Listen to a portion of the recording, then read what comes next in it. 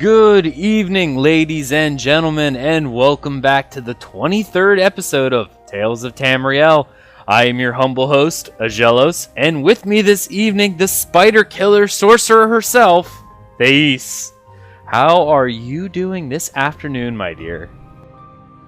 A little concerned that you called me the spider killer. I don't think I've killed one spider since I've been playing ESO. Well, yeah, you know what? You're right. Pretty much, you ran and hid every time we tried to kill spiders in ESO, and you cry a little bit. It's pretty awesome. Alright, well, we had a fairly lax week in news, but there's some really cool articles out there this week, and we're going to go over them. So, let's get into it, shall we? First off, in game news for this week, patch notes for patch 1.2.4 were released. This patch is an incremental patch featuring fixes to gameplay and quest, including a fix for silver bolts. Well, hopefully they make it so silver bolts actually work on veteran rank 12 vampires. The sudden drop in frames per second that you're seeing in Cyrodiil, I don't know how your frames drop when it only has vampires, but I guess when they all summon 900 bat swarms, it happens. And weapon swapping breaking stealth. Well, I don't have anything about vampires for that one, but who needs weapons if you're a vampire? So, not a lot contained within this patch. There's a few fixes, like I said, through the Alliance War. They had some combat and gameplay fixes, especially with weapon swapping and breaking stealth. So that's kind of interesting. Silver bolts, with one exception as noted below, they fixed an issue so the ability no longer has a 100% proc chance after skilled tracker is purchased. Note, this ability works properly against all vampires and werewolves in human form. However, if you are specifically in werewolf form, this ability will still proc at 100%. So I'm assuming the silver bolt knockdown, I guess that's what they're talking about here, was broken and knocking down any vampire or werewolf character if they were in human form without using their vampire form. I guess now they're switching it so it only has a percentage chance of knocking down unless they're in their full form. Do you actually have silver bolts, Thais? I do not. I do not have room for it on my bar. There are much better things I can stick in that slot than silver bolts, and since you have it, I really don't need to worry about it. Well, apparently mine barely tickles vampires, so you might want to consider getting it, because one doesn't seem to be enough. Every time I see a vampire going and I shoot him with the silver bolts, it's like that scene from Jaws, where I'm going, oh, crud, we're going to need a bigger crossbow. Unfortunately, it never helps. Next up, they did a fix with Restoration Staff that apparently the Grand Healing ability was causing a lot of the sudden frames per second drops after they released version 1.2.3, and they're saying that they are fixing that. So that would be kind of interesting to see. Going down through here, there's a lot of dungeon, well, not a lot, I guess there's probably about nine dungeon fixes, as well as 5 different quest fixes.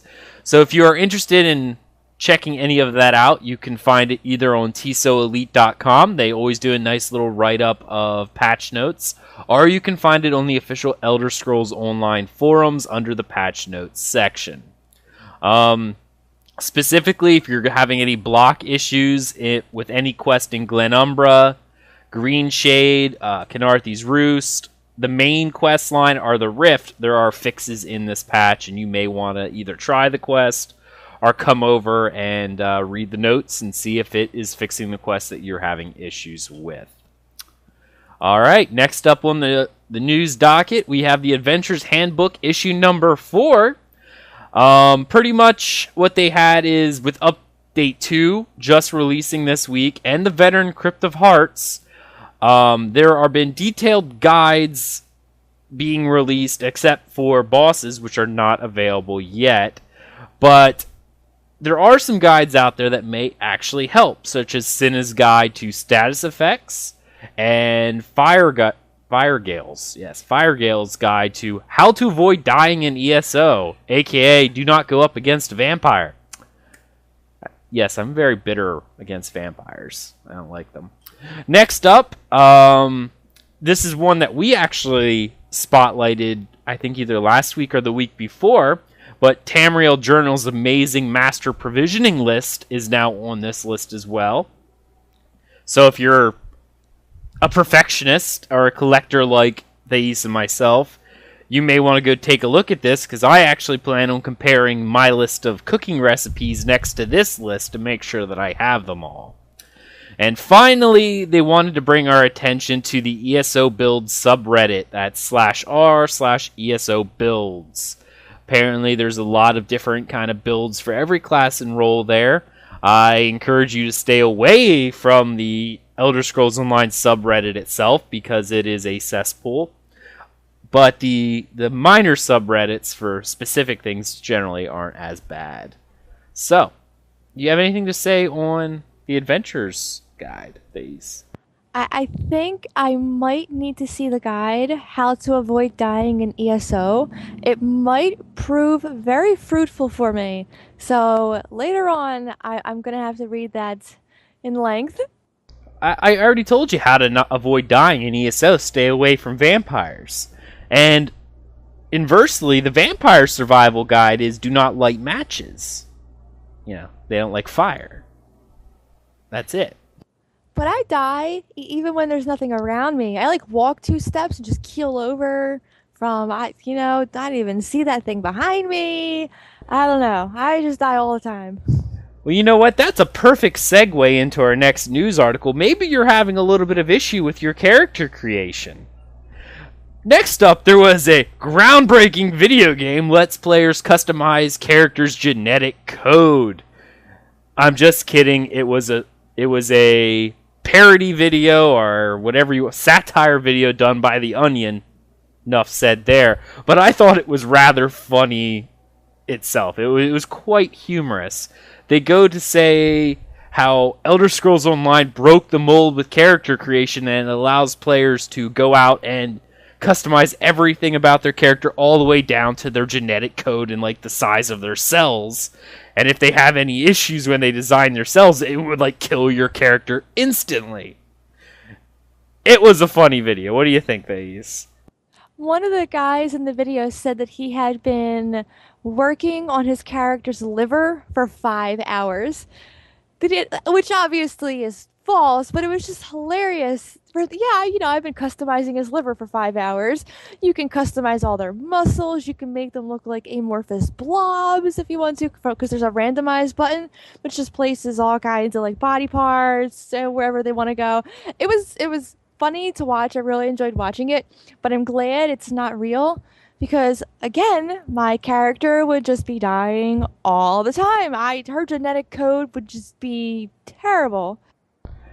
First off, if he's working on his liver so much, he must be making a Nord and trying to buff up that liver for the amount of mead they're drinking. 2, are you sure you didn't mess up genetic code? Because you already said you die when nothing's around, so I'm starting to think there might be a little bit of an internal problem with your character. Not really anything gameplay-wise. My character's a little on the derpy side. She's kind of a little insane. She's got like stomach ulcers, a couple heart problems. She's a sorcerer. That's what you get for working with all them spells. You never know what's going to happen. Is she a vampire? She is not, which I'm quite thankful for, because she's really... So she's a little retarded then, because who is a sorcerer if they're not a vampire? I'm also not a Dragon Knight, so I'm not the epitome. I'm not a Dragon Knight vampire sorcerer. Maybe I should just remake my character. Indeed. All right. Well, that was the Elder Scrolls groundbreaking video. It's pretty funny, guys. If you're in for a laugh, you can see it on YouTube. Just either go to the Onion's page and find it there, or you can just type in groundbreaking video game lets players customize characters' genetics code, and you'll find it. It's funny. nothing else. All right. Next thing on our news list. The next thing on the news list is Gaiscioch Interview with Matt Firor in Gaiscioch magazine. I love these guys. I'm just going to say this right off the bat. I remember seeing this guild. This guild has a huge history, mind you. I remember seeing them because I played Dark Age of Camelot back in the day, and I remember seeing these guys out there all the time. And it kind of brought nostalgia for me. So this is their issue 2 of their magazine, and they called it From Camelot to Tamriel. It's kind of like their own personal guild journey from where they started, how the roots of the guild started. See, I know this isn't specifically about Elder Scrolls Online, but it was really neat how they talk about the creation of a guild. Like, they actually talk about real life stuff that happened, how the guild goes. I've read the entire magazine, all 148 pages. And it was quite interesting. It was worth the read. It really was. This guild is a great group of people. And they actually do have a fairly long interview with Matt Firor in the pages here. I guess it starts on... I'm trying to pull it up here as I do filler. How was your day, Thais? As it loads ever so slowly. My day was good. I was really hot after we went shopping. So then I jumped in the pool without my bathing suit. Just, my t-shirt, my pants, just dove right in the pool. And it was very cold. It's kind of windy. But, yeah, we good? You good over there? Yeah. Okay, all right. We're finally where I needed it to be. And it's on page 17. Starts the From Camelot to Tamriel with Matt Firor. And it's really neat because it actually goes into an interview talking about Matt's early career with Mythic Entertainment and their creation of Dark Age of Camelot and how all that went together, as well as his transition from that company to independent consultant and then becoming the pretty much lead guy over at ZeniMax Online Studios with the idea of creating Elder Scrolls Online. And I'll tell you one thing that I loved about Dark Age of Camelot, which is one thing that I love about Elder Scrolls Online, is I love the world it's set in. Even back in the day with Dark Age of Camelot, the zones were amazing, where you just wanted to be in them. I remember walking around the Bog of Kaloon in Hibernia forever, and walking around the Midgard zones, because that was my other tune. Was it a Midgardian Viking warrior, and he was pretty sweet. And I just loved sitting out there. I would be out there for hours and hours grinding away. So it just, those memories of Dark Age of Camelot, I actually got a little nostalgic and almost made me want to go back and play it again, but I know the game is very old compared to what the new games are now. The type of gamer I've grown up to be is a little different from what I was used to at that point in time. But the whole idea of just being in love with the world, I was in Dark Age of Camelot, and I am again with Elder Scrolls Online, even though I've loved it since all the single-player games as well. But I just, before I get into Tales section, I was walking around the Rift, just loving the zone. Even though I'm veteran rank 1 and really have no business to be in the Rift, I was just out there walking around admiring everything I saw. And that's the kind of world that they build, and it's the kind of world that I love. I do encourage everyone to go out and read this magazine if you're interested in it. They actually have interviews with the owner of ArenaNet, as well as the former CEO of Tryon Worlds as well. So check it out if you're interested in seeing some interviews from them. And if you see any of these guys, they play the Ebonheart Pact. Yes. Say hi to them. Tell them you read their magazine. It's really cool. Maybe even go to their website and join up. They're a pretty neat group of people. Really are. All right. Well, I guess that's kind of the end of that part of the news. Do you have anything you want to say about that, Thais? I like the name. The entire theme here is it's amazing. I'm really enjoying it.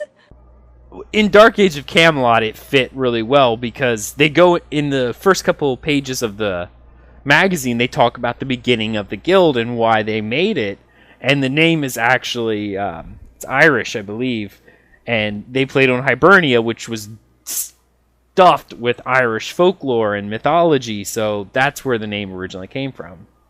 I might be incorrect, but I believe it's Gaelic, which would be the Irish language. Yes, yeah, I think you're right. It's still back. It was very much fitting for that game because of the setting in which the game was placed.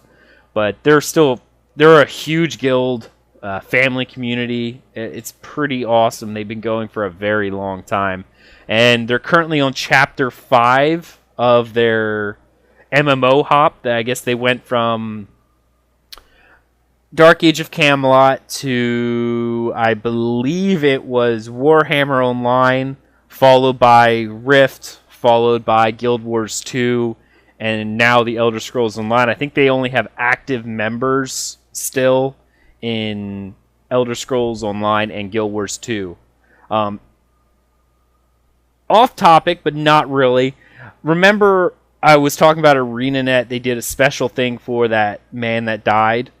They named a server after him. He was from this guild, this community. They called him Old Roar, but they did Sanctum of Raw server. Yeah, that was for him. He was kind of one of their officers, and he was pioneering trying to get the guild to move towards Guild Wars 2 when they were kind of in a weird MMO slump, and he unfortunately passed before he ever got to play the game. But in honor of him, the guild wrote letters to ArenaNet, and they made a server named after him, the Sanctum of Raw, and the entire guild is still there. They have a chapter in Guild Wars 2 on that server as well. It's pretty neat. It really is. Alright, well, back off that little rabbit trail, moving on to the next part of the news. QuakeCon is coming, and Elder Scrolls Online will be there. So July 17th through the 20th, they are having a panel, The Future of ESO, and it will be, let's see here, QuakeCon. It is 5 to 7 p.m. CDT, Central Daylight Time. And I guess game director Matt Firor, creative director Paul Sage, lead PvP designer Brian Wheeler, lead gameplay designer Nick Conkle, lead designer Rich Lambert, art director Jared Carr, and lead programmer Jesse... What is that? McIntyre? I've never seen it spelled that way. Anyway, they are going to be at that panel for the future of ESO, and I'm actually really, really excited to see what they come up with. So, anyone out there who's planning on attending QuakeCon, feel free to email me if you find out anything awesome, and that would be great. Did you have something you wanted to say, Thais? Oh, nope. I've actually never known about this. QuakeCon? Yeah. They're like for those who don't know, QuakeCon is one of the largest LAN parties ever. And now they're just massive. I guess it's in Dallas, Texas. But originally it was a huge LAN party that's open to the public.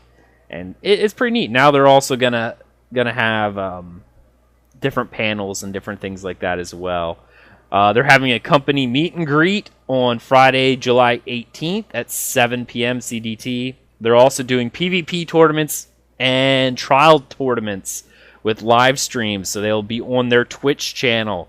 So I'll be definitely checking those out. If Twitch ever decides to load for me, I may have to load it off my phone. Another thing is they are doing giveaways out there, so it'll be kind of interesting to see what they're going to give away. I guess the first 3,000 people to attend the Q&A will receive a free copy of The Elder Scrolls Online. So if you don't have a copy and you're around Dallas on the 17th, I think it is. No, the 18th. Sorry about that. The 18th, when they do their Future of ESO panel, maybe you should stop by and get a free copy. Maybe you should stop by, get a free copy, send it to us so we can give it away. Okay, never mind. Shameless plug, I don't care. So, QuakeCon. I'm kind of sad that I'm not going to be able to go. Really happy that I don't live in Dallas, Texas. Anything to say before we move on, Thais?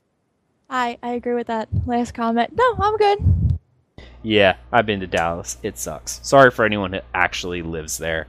Okay, next up on the news list. This one is for you, Thais. Let's go ahead and just do the Q&A answers, if you would.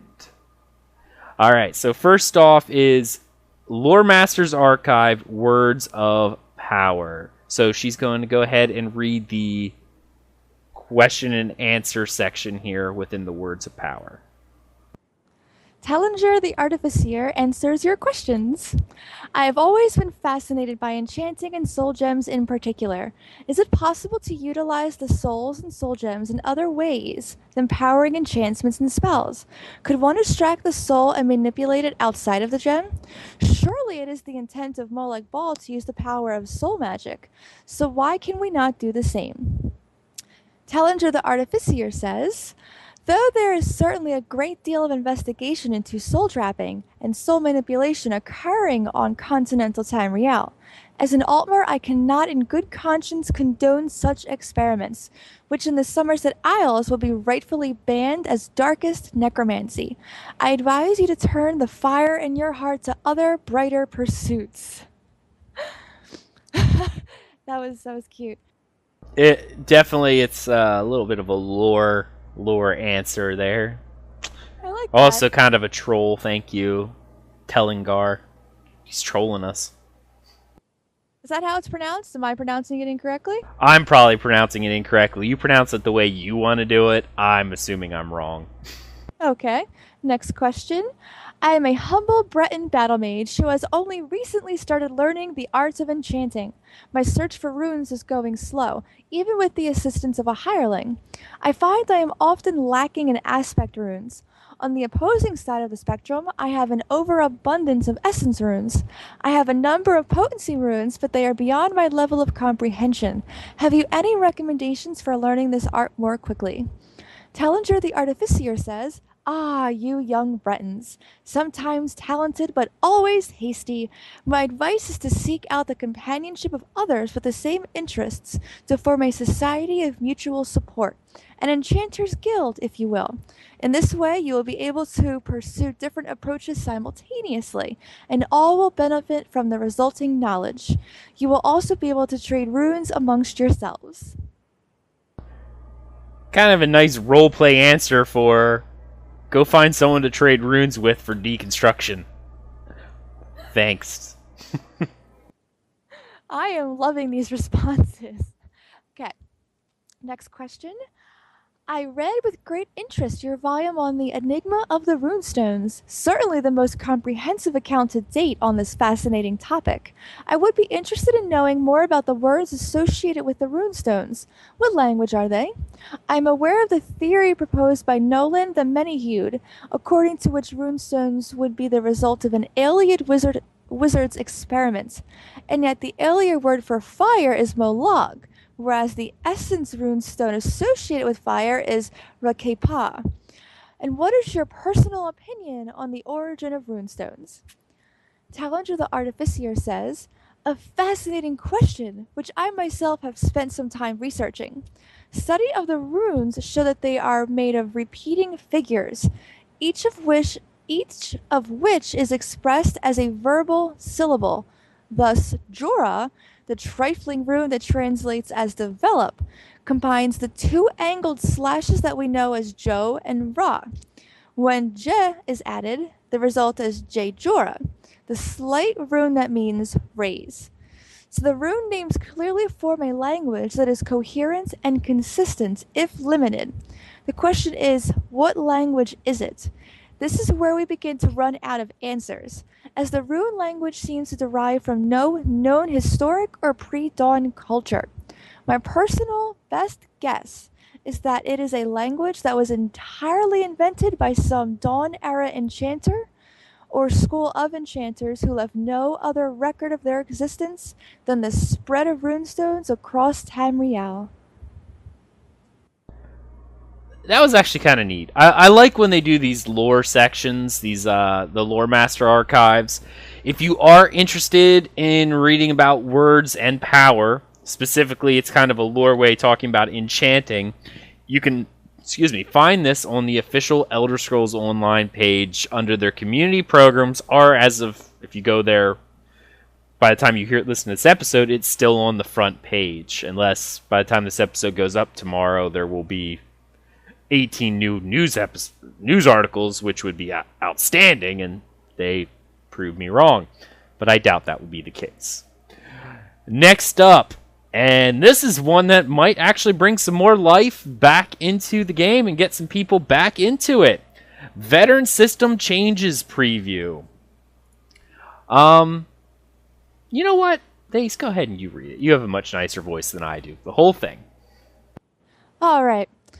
Posted by ZeniMax. Hi everyone. One of the topics we frequently get feedback on is ESO's veteran content.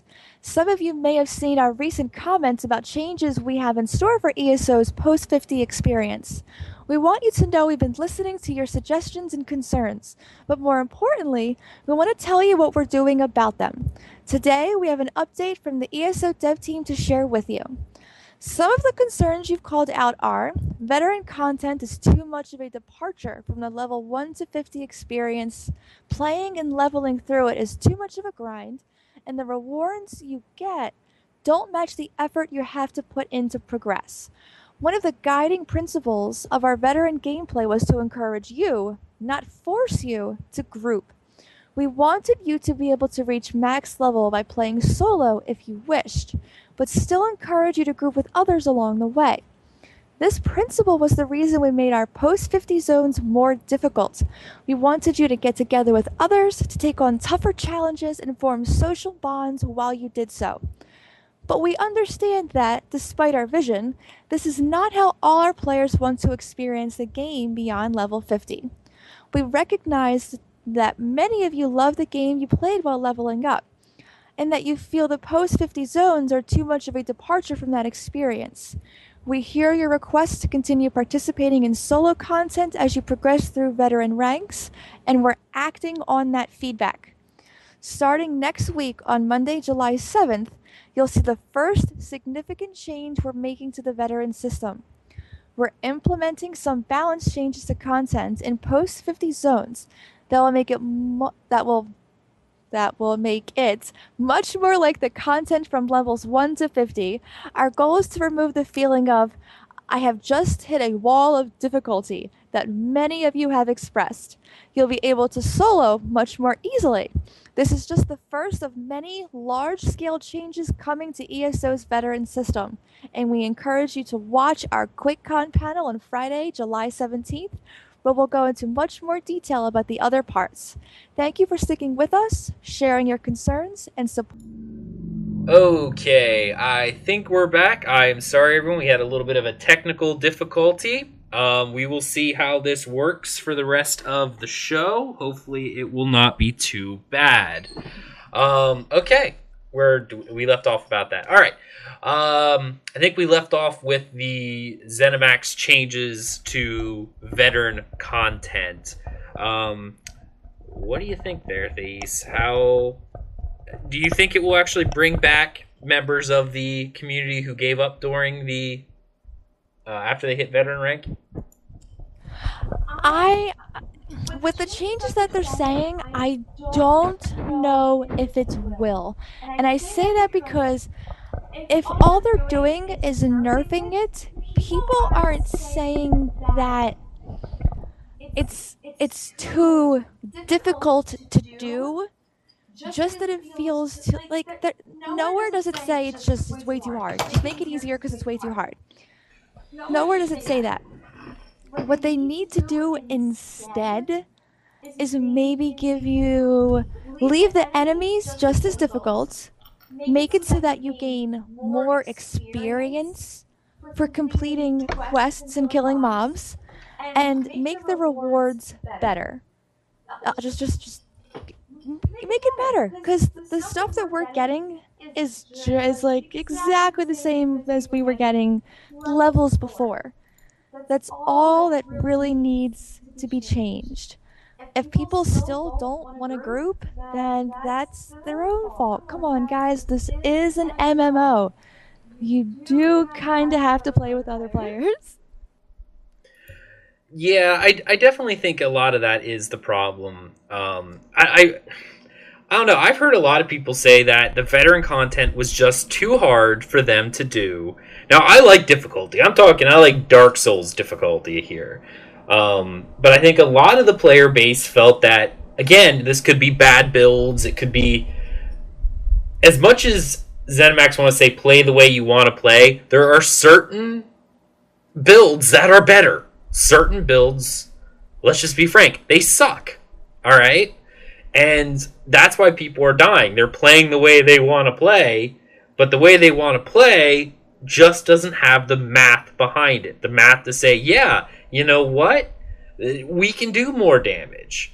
But I think that's what, if they're losing subscribers because, and I'm sure I've heard a lot of people do this, that they love the leveling experience, but as soon as they hit veteran rank, it wasn't fun because even if they don't change the rewards felt like a slap in the face for the amount of work you had to do, considering you could all go into a level 1 character in Stros Mackay on a different faction, and play, and you'd be fine. You'd get the same reward and do it in 1/10 of the time. I think when we did this, before we get into our gameplay, we got into this with our Dragon Knights. We did our Dragon Knight Templar combo on our alts for Daggerfall Covenant. We completed the entire island in less than an hour. We were working on Stros Mackay as a group for probably 6 before, not including the time spent trying to jump across that little bridge.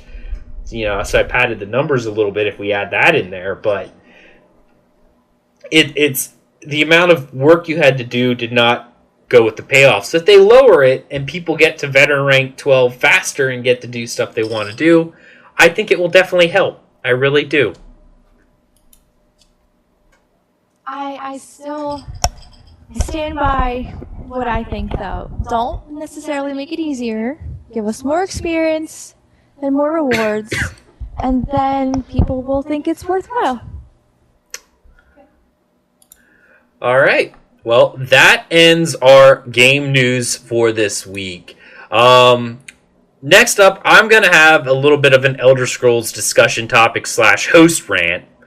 And this is one thing I was talking about when I was in the Rift. I was walking around playing ESO, and the question popped into my head is, why does ESO feel more like an MMO than the single-player games? Now, bear with me, this is my opinion here, so this is what I was just thinking about. As I was walking around, you could just feel that the game feels more of an MMO. Not completely an MMO, mind you, because there's a lot of MMO systems that this game lacks, which I'm not going to get into that argument, but that's another thing we might have to address in a later host rant. But it was just the feel. The game feels great, but there's just something that makes you feel like, yes, I'm not playing Skyrim. And no, I'm not talking about all the other players you see running around in towns and stuff like that, because I can ignore that, because, to be honest, in Skyrim, towns always felt kind of small. Like, sitting there going, okay, so this is the biggest town in Skyrim, and you have 20 people? Really? It's just one of those things that, in the mind, if you really want to project yourself into the world, a big city wouldn't have 20 people. And when you read the lore books and stuff of that nature, and they talk about like the Imperial Legions, how they had thousands of troops and stuff like that, you're sitting there thinking to yourself, man, you couldn't even fit thousands of people into this town. How are people supplying, like your army force consists of 10 people. You're like, yep, that's my army. So I'm not even talking about other players, because in reality, when I'm in town, other players make my my city experience feel more alive and more like a living world. But one thing I was thinking when I'm walking around the Rift is it's graphical. And no, Elder Scrolls Online graphics aren't bad. They are quite good, and they are gorgeous. Like, they are better than single-player Skyrim, unmodded with EMB, of course. What do you agree with that, Thais? I do. Like, the god rays coming through, the new lighting, it's just gorgeous. The world itself is very pretty. The lighting, the graphics are gorgeous, minus the armor. I think they need to change that to make the armor feel more like armor. They need to scrap their armor design and switch it up and add better armor. Like, make their armor multiple parts rather than just paint it on. Again, that's another host rant. What I'm really getting to here is the land itself. Walking through the Rift, the biggest problem that I saw, and it's not even really a problem, but it's something that I feel. I was looking through some screenshots the other day of Skyrim, and the first thing I really noticed was the trees and the foliage. They're a lot more sparse in Elder Scrolls Online than they were in Skyrim or... Well, we'll say Skyrim, because Morrowind and Oblivion were a little bit more sparse than even this, but that was older technology. Again, MMO, they're putting less assets out there. But another thing, the ground. Like, you don't see a lot of small vegetation growing up. Like, you know, it looks like they just kind of put a pattern of grass on the ground. That's the texture they put on there, and that's it. They don't have a lot of bushes and plants and foliage that's laying around. So the world feels just kind of open. Yes, there's more mobs running around and stuff like that, but it just feels like they should add more trees, more foliage to the entire landscape, and I think that would make the game feel more Elder Scrollsy, with the sense of adventure of what is behind that bush. What is it? You know, that's what I personally, that is the Aggelos opinion of why Elder Scrolls feels more like an MMO and less like a single player game. Thais, do you agree with that sentiment? I do. Alright, this is difficult. I do agree with that. But then at the same time, I guess I kind of don't. Because the only thing I would disagree with is mob placement. The way that the mobs are set up in this game kind of has the feel of a single player. Because when you walk around in WildStar, you see very quick spawn rates of this group of whatever mob here, all tightly packed. 5 feet, it's this other group of mobs here. But in between all that, there's this giant mob, and this giant mob, and this giant mob. The mob placement in ESO makes me think single player, because every mob has a purpose as to where it is located. Like, there's no groups of mobs that are like, okay, so there's those ones there, and then like 5 feet, there's a whole new group, because you're constantly doing those gopher quests, because you're not in ESO. But I enjoy that aspect about it, that every mob has a reason to be in a specific place. On Stros Makai, when we were going into, wow, can I pronounce it correctly? Bethizark? Yeah. Okay, Bethizark. That one Dwemer ruin, and there were wolves standing outside. It made sense to me that those, few packs of wolves were kind of chilling there. But there wasn't like tons of them in this tiny area. They were just kind of scattered around the outside on this plain. It's the only thing that I feel differently about is the mobs. But I like the single player mob type in this MMO, because it does make it feel more realistic. And I like the environment that you can play in.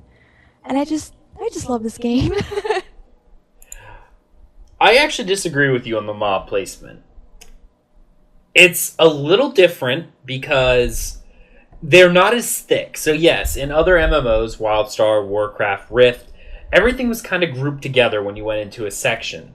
They kind of went with a more loose, sparse, so it kind of felt more one-off.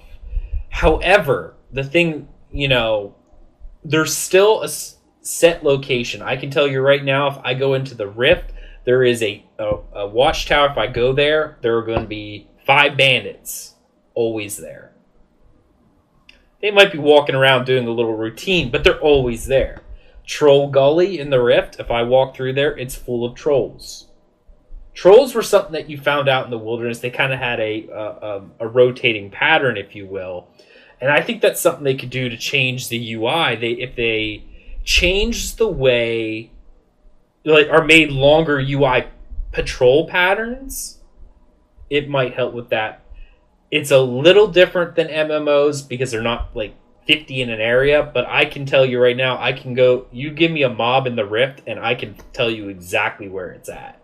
Because, you go north of Ripton to those broken villages, directly north there. First, there's an encounter, so I'm not even going to include that with the Wisp Mother. But if you go a little bit to the west, it is full of saber-toothed cats.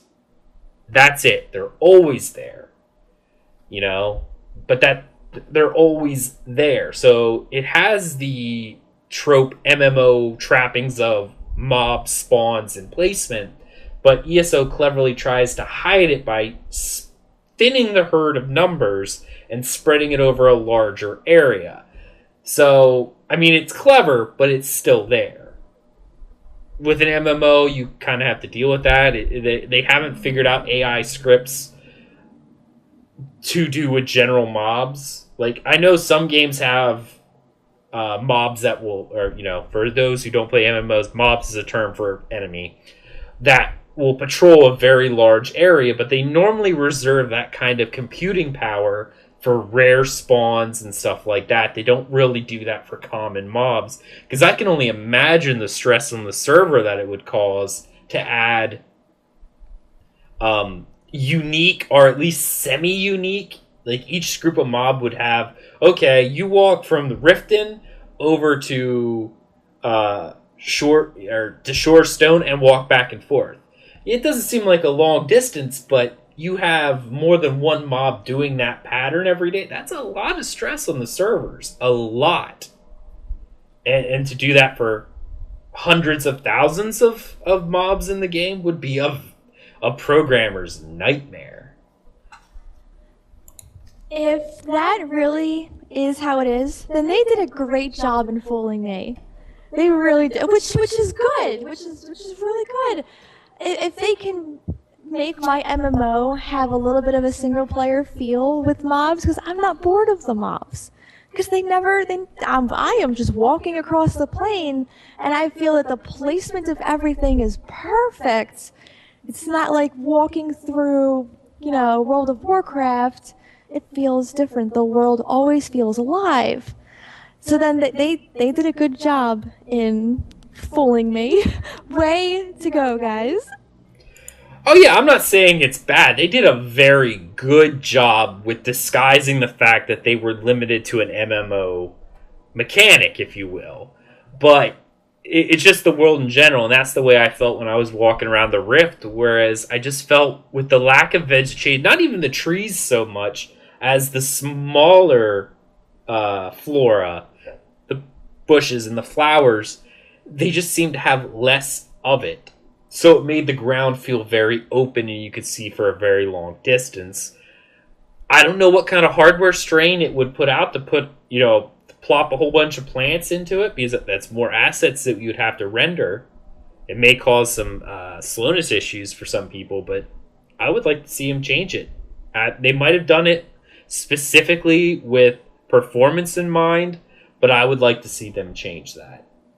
You should be, if you can walk through it, there should be an option to turn it off in your settings. That's something ZeniMax could do, whereas you could have this smaller, sparse plants and stuff everywhere and have crap tons of them.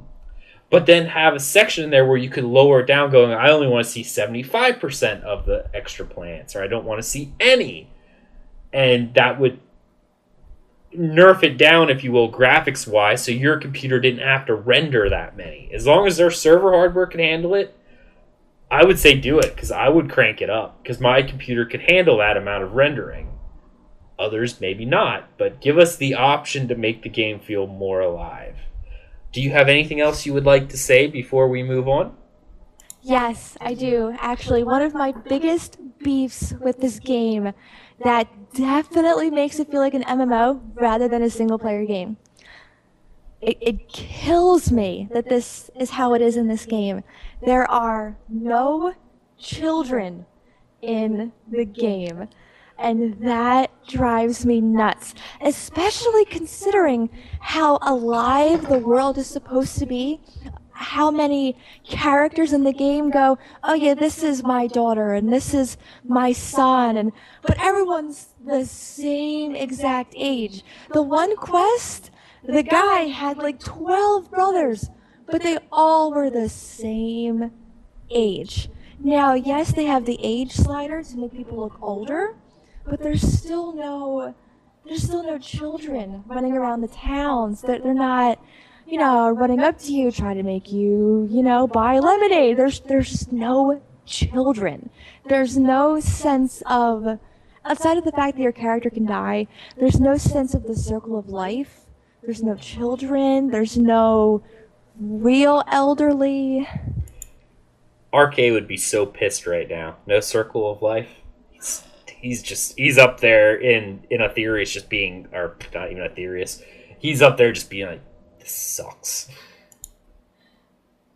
So yes, that is the one thing that I can say makes it feel like an MMO rather than a single player. And I really do think they need to add children into the game. Obviously make them unkillable. Like that's a given.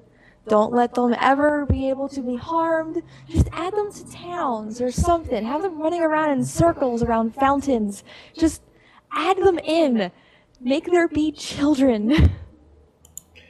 All right. First off, a couple things. One, they should make us allow us to kill kids. I'm just saying. It's a mature rating game. Let's just go, throw our cards to the wind. Let us kill kids. The game's dark. Make it darker. Let us kill kids. And with the new justice system, we could literally beat the living crap out of child killers. I mean, yeah, who wouldn't? I would. I'm not saying I'd kill kids, but I'd like to kill people who kill kids. So let us kill the kids. Yeah. Yeah, I wouldn't even say that's an MMO trapping, because even Warcraft had a limited amount of kid models. ZeniMax just, let's face it, they got lazy and didn't add the models in.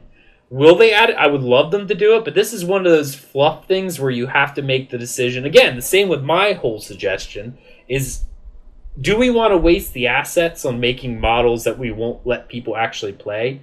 I say yes. Make the world feel real alive. To be honest, I would be happy to forego a month of patch, like maybe a new dungeon or something, if they said, hey, we're working on adding kids to it. Or we're working on this for new art. Any true Elder Scrolls fan would be like, yes, please. I'm sure almost everyone would say, yeah, the next patch cycle, instead of giving us a new veteran dungeon or a new trial, give us these quality of life changes to make the game better. I mean, the next update's going to do that with the die system. It's quality of life that if they're saying they're adding children to make the world feel more fleshed out, they're adding new flora to the graphics models, that would be great. I don't think there needs to be new flora. I really don't. I think the world feels beautiful and alive when you're running across a plain. I think that more trees might add more clutter, but I do agree with you that that's what makes it an MMO. I do agree with that, but I don't agree with adding more, because that would just be way too much. Especially since in alchemy you're picking plants. If they add more flowers, more flora, that might just confuse the crap out of everybody. But kids, they have to add kids. Like they do. It would be so amazing, because you'd be able to see, Like, yes, it would take a lot of creating for them, especially with having to figure out how to miniaturize so many races. Like, how do you make children orcs? How do you make children dark elves? Because they've never existed before. Have they? Were they? No, they did. Not children of those races, but children have existed before with this. Like, it needs to be there. I disagree. Children don't need to be there. More Flora do. And by the way, there's a game mechanic to help you realize what flowers are. It's called that glow effect. So it would glow. You don't make the world feel more real before you add children. Okay, we're going to get off this topic before we just start fighting over this. Second off, before we do this, I want to say this. This is one thing I just noticed. It might be kind of weird, like breaking the fourth wall kind of rule here. But a lot of people tell us how they love our compatibility. And the best thing is, I wish people could see us recording, because we're staring at each other talking. So it's not like we're just even staring at... I'm not even looking at my computer screen anymore. I've turned my chair, positioned my mic so that way it's facing me, and I'm looking at these, and we're like gesturing to one another. And that's how we record our sessions. And I just, as I'm sitting here, she's talking, she's trying to emphasize to me, like doing her hand gestures to me to make her point. It's just kind of neat as I'm sitting here going, this is how we record. This is what I think people like our interactions, because they're actually legit interactions, because we're over here like throwing things at each other. It's pretty funny. I'm a very animated talker, even when I'm reading books and everything.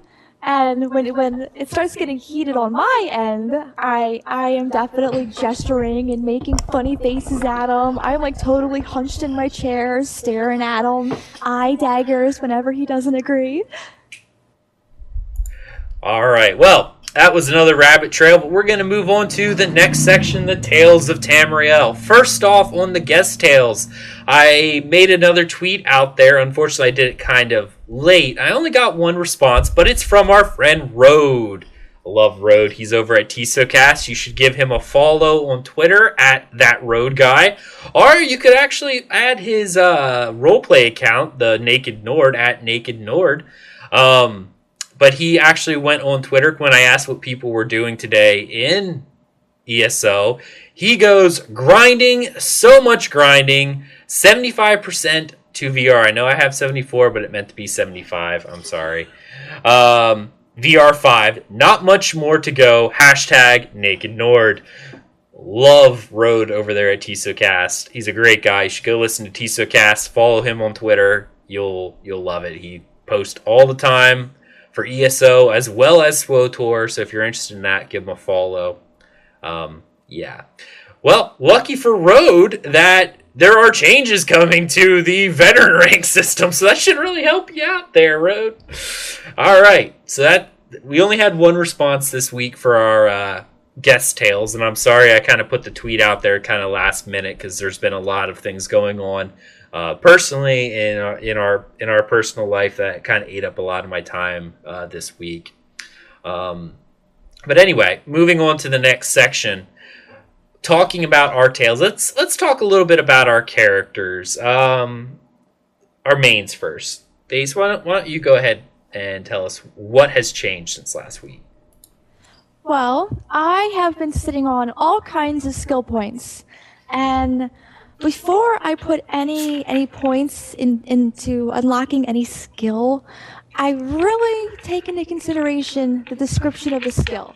Most of the time, I don't use any kind of buff skills or debuff skills.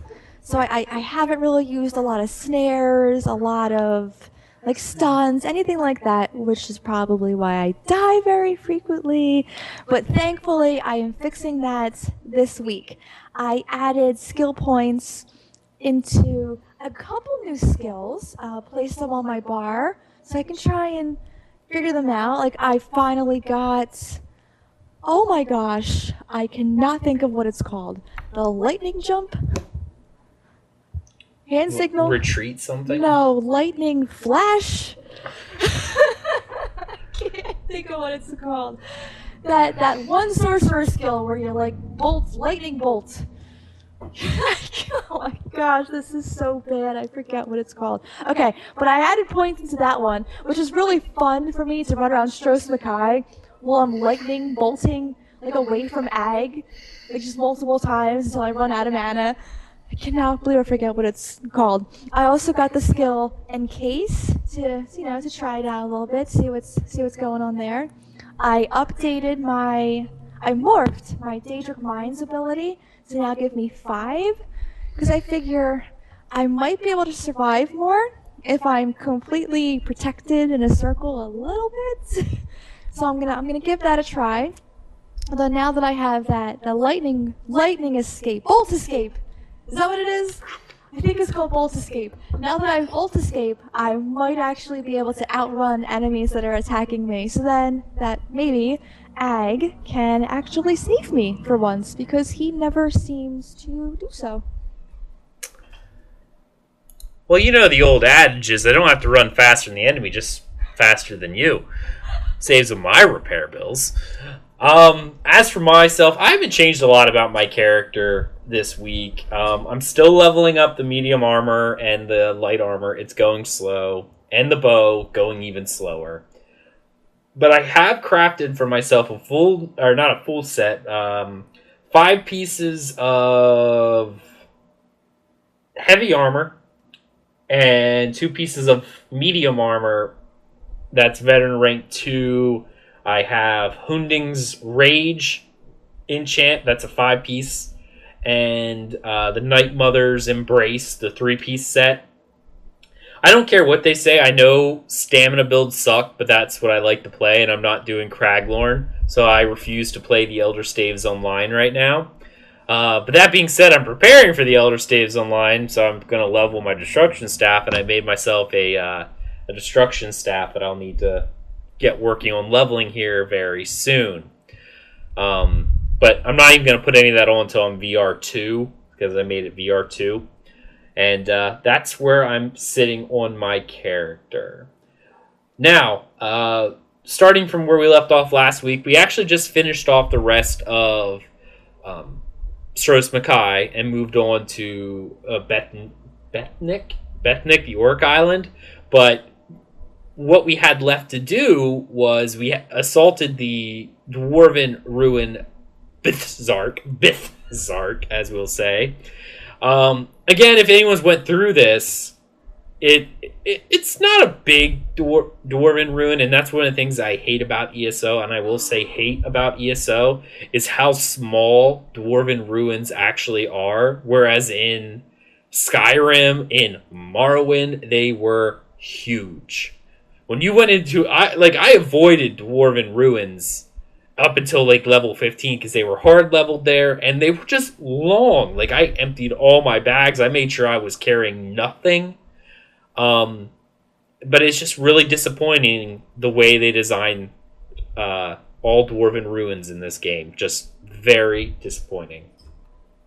I think they need to add into the game some sort of completely solo or completely duo form. They have to reincarnate the Sightless Pit.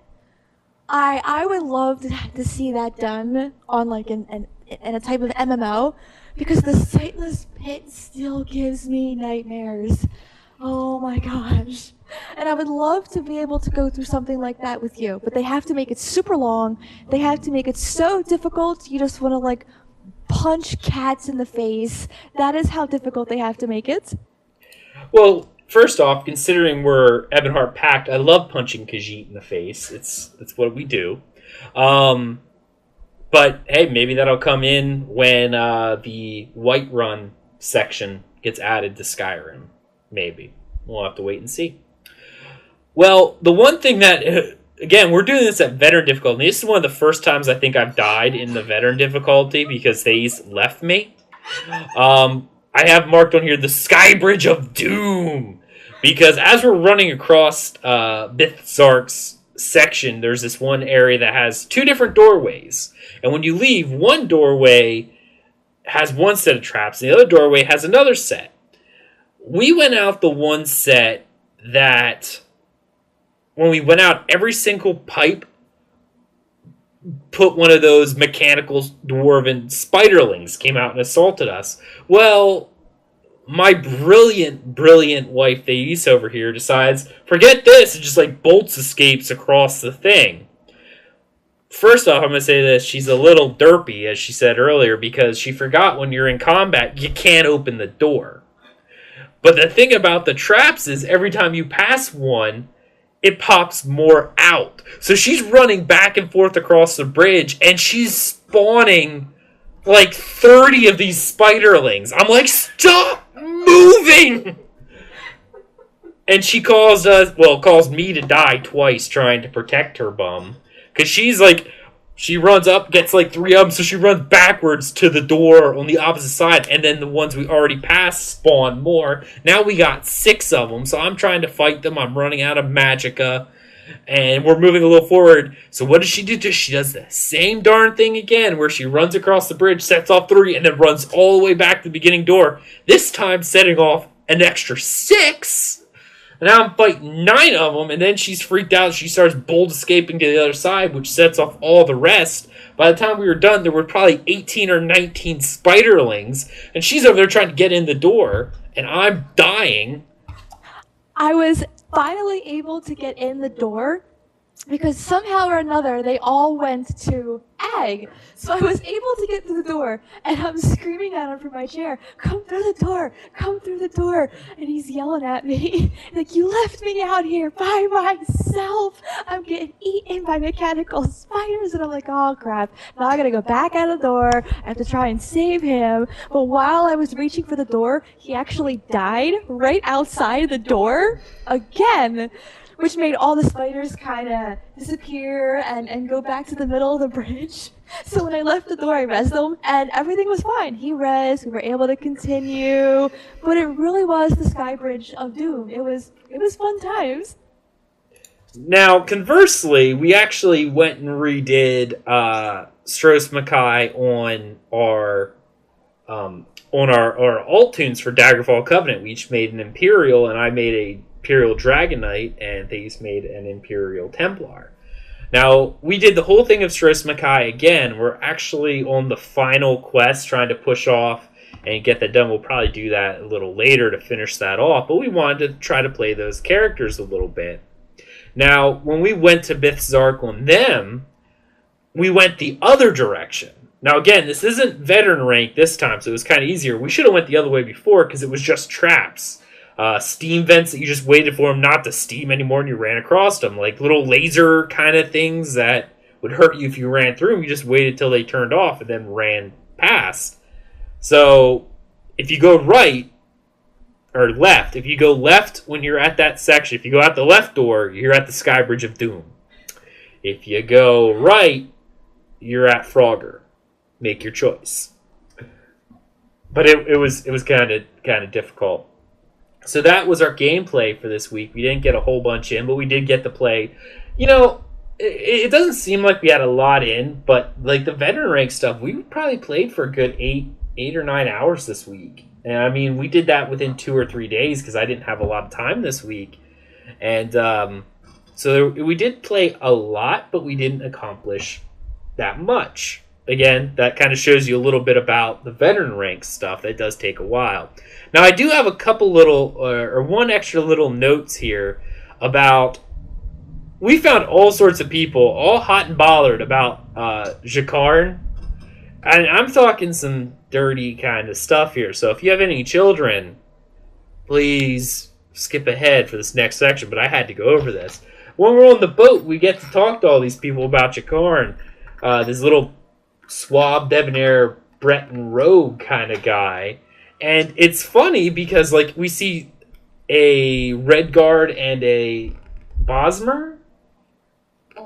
Altmer woman on the ship going, we came to join the crew to be around Jakarn. Me and her have a bet to see who can bet him first. I'm like, oh my.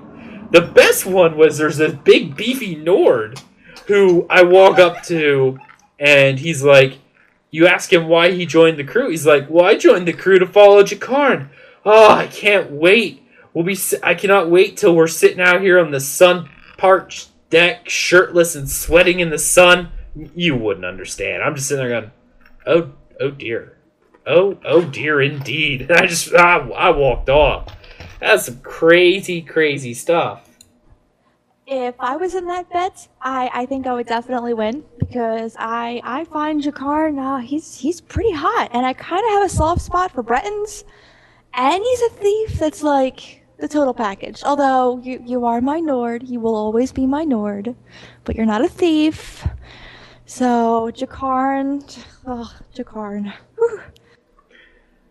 Okay, well, now that we got the splooshing done, moving on to the next section here. Oh, one last thing. Before the show, I was kind of playing around in the Rift, just farming some plants for alchemy, because I just want to stock up on a whole bunch of herbs for potion creating.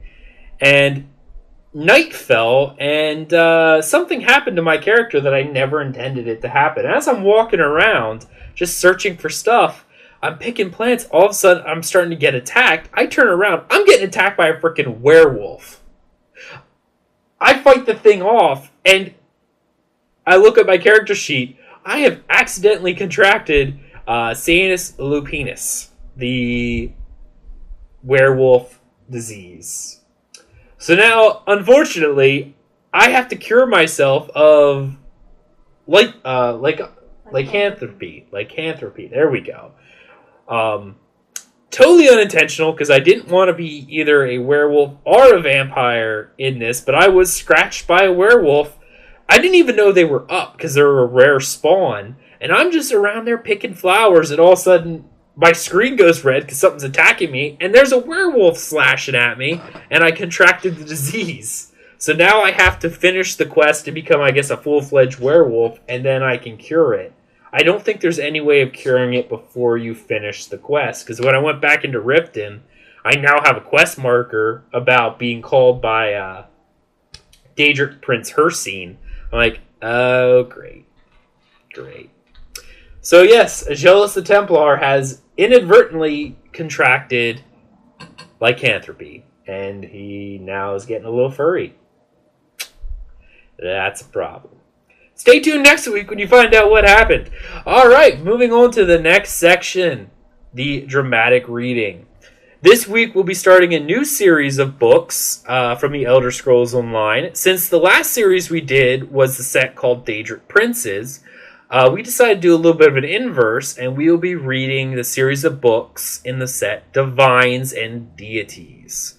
This series of books contains 10 volumes, which include Gods and Worship in Tamriel, Monomyth, the Dragon God and the Missing God, Monomyth, Lorcan and Sadakal, Monomyth, Shezar's Song, the Monomyth, the Heart of the World, Monomyth, the Myth of Arubus, 9 Commands of the 8 Divines, the Inuyad, Paraphrased, and the Lunar Lorcan, and finally, Vivek and Minfala. So this week, we'll be starting off this series of books with Gods and Worship in Tamriel. Thais, take it away.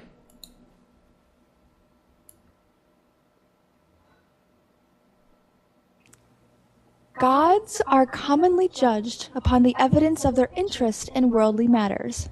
A central belief in the active participation of deities in mundane matters can be challenged by the reference to apparent apathy and indifference on the part of gods during times of plague or famine.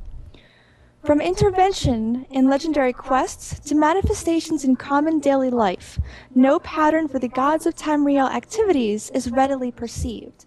The concerns of gods in many ways may seem unrelated, or at best unconcerned with the daily trials of the mortal realm. The exceptions do exist, however. Many historical records and legends point to the direct intervention of one or more gods at times of great need. Many heroic tales recount blessings of the divinity bestowed upon heroic figures who worked or quested for the good of a deity or the deity's temple. Some of the more powerful artifacts in the known world were originally bestowed upon their owners through such reward. It has also been reported that priests of high ranking in their temples may on occasion call upon their deity for blessings or help in time of need. the exact nature of such contact and the blessings bestowed is given to much speculation, as the temples hold such associations secret and holy. This direct contact gives weight to the belief that gods are aware of the mortal realm. In many circumstances, however, these same gods will do nothing in the face of suffering and death, seeming to feel no need to interfere. It is thus possible to conclude that we, as mortals, may not be capable of understanding more than a small fraction of the reasoning and logic such beings use. One defining characteristic of all gods and goddesses is their interest in worship and deeds. Deeds, in the form of holy quests, are just one of the many things that bring the attention of a deity. Deeds in everyday life, by conforming to the statutes and obligations of individual temples, are commonly supposed to please a deity. Performance of ceremony in a temple might also bring a deity's attention. Ceremonies vary according to the individual deity. The results are not always apparent, but sacrifice and offerings are usually required to have any hope of gaining a deity's attention. While direct intervention in daily temple life has been recorded, the exact nature of the presence of a god in daily mundane life is a subject of controversy. A traditional saying of the Wood Elves is that one man's miracle is another man's accident. While some gods are believed to take an active part of daily life, others are well known for their lack of interest in temporal affairs.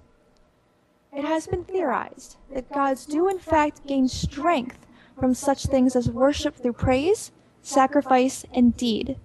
It may even be theorized that the number of worshippers a given deity has may reflect on his overall position among the other gods. This is my own conjecture, garnered from the apparent ability of the larger temples to attain blessings and assistance from their god with greater ease than smaller religious institutions.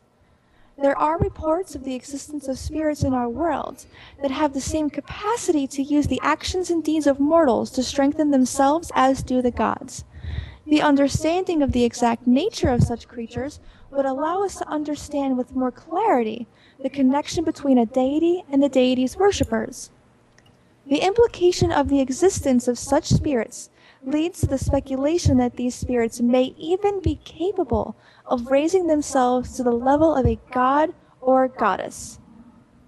Matuuso of the Imperial Seminary has suggested that these spirits may be the remains of gods and goddesses who through time have lost all or most of their following, reverting to their earliest, most basic form. Practitioners of the old ways say that there are no gods, just greater and lesser spirits. Perhaps it is possible for all three theories to be true. Excellent. I love this series of books because I generally align myself closer with the Aedra and the quote unquote good aligned deities than the Daedra, other than Meridia, because they tend to be, even though they say Daedra have no real good or bad because they don't have concept of such a thing, but in the eyes of mortals, some tend to be worse than others because of our mortal vision and the laws that we place upon them. But it seems as whole that I love the Aedra way more than I do Daedra, with the exception of Meridia. So this series of books is really cool. Okay, we're going to move on to our next section, which is the Community Spotlight. And this week, yet again, I picked another article from Tamriel Journal. I've been using them quite a bit because they have a lot of good stuff. I do encourage you to go check them out. For this week, what we are spotlighting is the Public Dungeon Group Challenge and Conqueror Guide. If you're interested, every large public dungeon in ESO includes a group challenge, which yields a skill point for completion. Achievement hunters will no doubt want to kill all the public dungeon bosses and champions for extra achievement points before leaving the dungeon as well. Large public dungeons, of course, also have a sky shard in them, which at times can be very difficult to find or get to. Now, this guide provides a map for all the large dungeons in ESO marked with the group challenge, champion, and Sky Shard locations. And it is really cool because they go through and they list every one of these dungeons that have these unique challenges. Not every public dungeon, only the big ones. And they list all of them, and on the interactive map, they show you exactly where all the bosses spawn, where all the champions spawn, and in the case of some of them, where the Sky Shards are, such as Crowswood.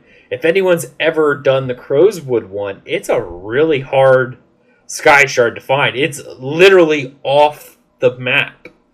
It's that far off. It's interesting. And it's just such a well put together guide that I really encourage everyone to go take a look at it, because there are a lot of, especially if you're an achievement hunter and are kind of curious, because not all the time the champions are kind of like rare spawns. They're not always up. So sometimes it's kind of hard to know, well, is he up or do I just wait for him to respawn, especially if you don't know where he normally spawns at. So if you're interested, you should check it out. Go out to tamrieljournal.com and search for their public dungeon, group challenge, and conqueror guide. You won't be disappointed, I promise you that. And we want to do a special thank you yet again to Tamriel Journal for their awesome fan site. I love it, use it pretty much every day. Thanks for being an awesome part of the Elder Scrolls Online community. Thank you so much. Okay, we're going to move on to our next section, which will be our iTunes reviews and our emails. But I'm going to let Thais go ahead and read these. Awesome. Okay, from iTunes. Great ESO podcast with variety. 5 stars. Deltia69. This is a great Elder Scrolls Online podcast that explores more than just the game. They have a great lore section, in-depth discussion, and a great guest. Huh. Great guest. No, I do agree. I love Deltia, and if you don't know who he is, I'm pretty sure this is...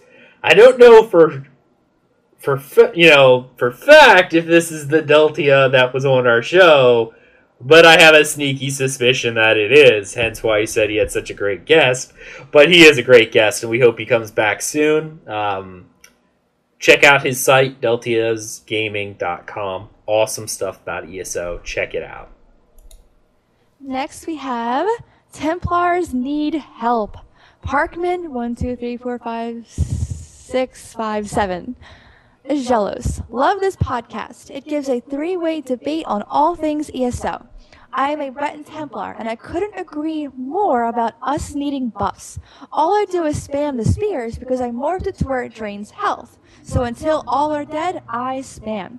I'd love to join your guild and enjoy listening to other people's view on this awesome game. Well, Parkman, I'm just going to call you Parkman for now. Thank you so much for your comment. That was a 5-star review as well. I just forgot to mark it. If you're interested in joining the guild, we would love to have you. Just whisper or send an in-game mail to either at Aggelos, that's Aggelos. You obviously know how to spell it because you spelled it correctly in the iTunes comment, or at Tear Eater, Teareater, and we will toss you a guild invite and you can kind of come and hang out with us.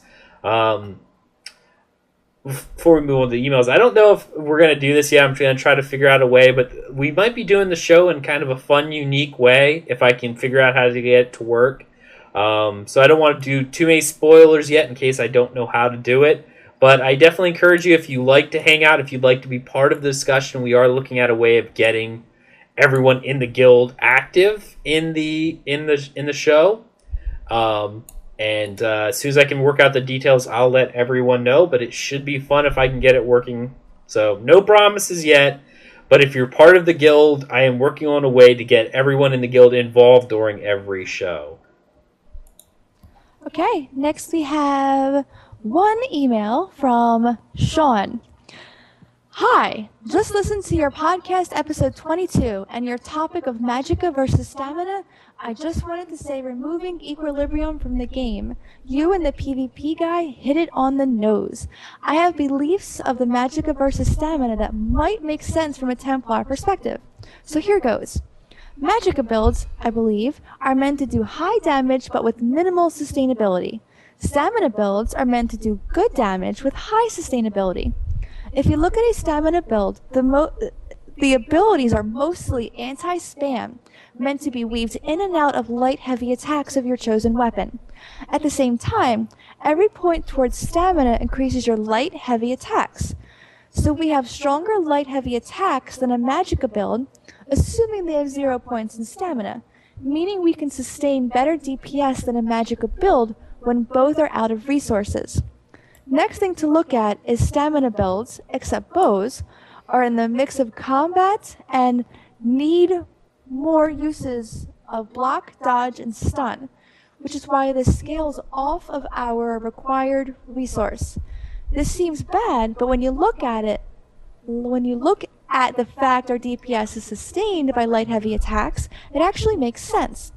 So based on this premise, the issue is Magicka builds are not running out of Magicka like they are meant to, so they are reaching a higher DPS, and able to sustain it when simply put, they should have gone out of Magicka. This game was never meant to be a spam abilities game, and in order to do things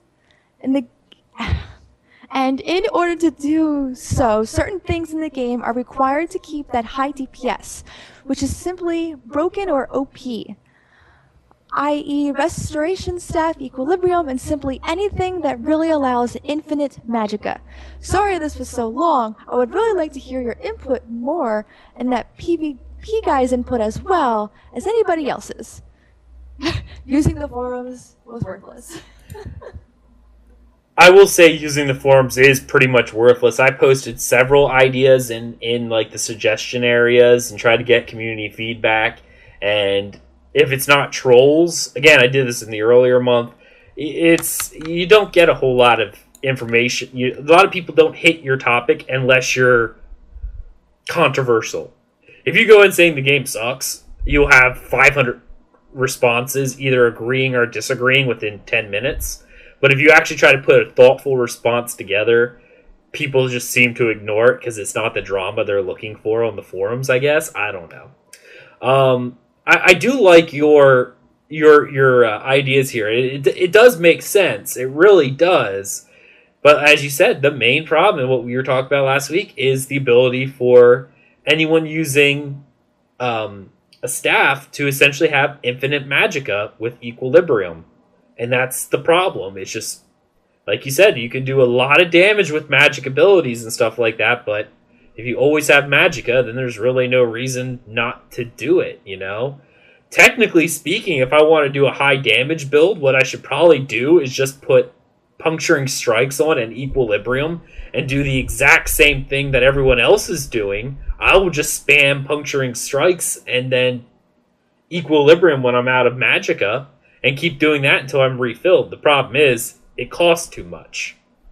I would still run into those Magicka issues. But if they were to remove equilibrium, I think we really would see a more diverse set of skills because, like you said, after a couple of attacks, they're out of Magicka completely, and they have to wait to go back up, and we would have better sustained damage. But I'm still of the notion that they need to take blocking, stunning, and dodging away from stamina and give us another resource for it. I know it seems kind of weird and not Elder Scrolls-y, but doing those things eats up so much stamina from us that it just hurts. Thais, do you have anything before we move on? I'm only a level 4 Templar, so I have no opinion on this just yet, but if you give me a little bit of time, I might. You're level 6, baby. Oh, well, I've already said to the fans that I'm bad at math, so yeah. That's not math, that's just counting. Okay, so I'm bad at counting. Gosh, I can't be perfect at everything. All right. Well, thank you so much for those emails and those iTunes reviews. Those are awesome for us.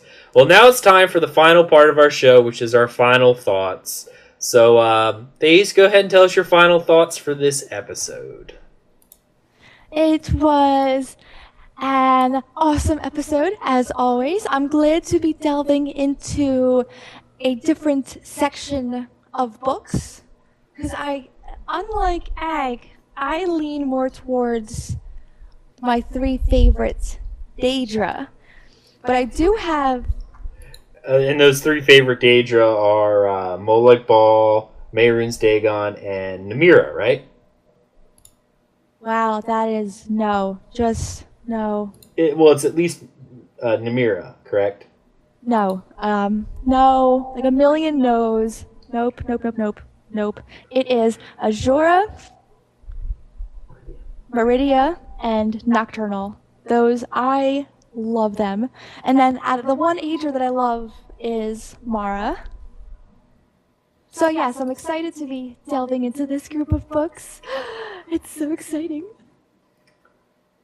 Excellent, excellent. I want to thank my co-host for joining me this evening. As for myself, the big thing that I want to talk about the show was definitely about the ESO, and I still say they need to add both children and trees. They need to give us a way to make the world feel more alive, and the Elder Scrolls fans will love it. They really will. I hope everyone enjoyed this.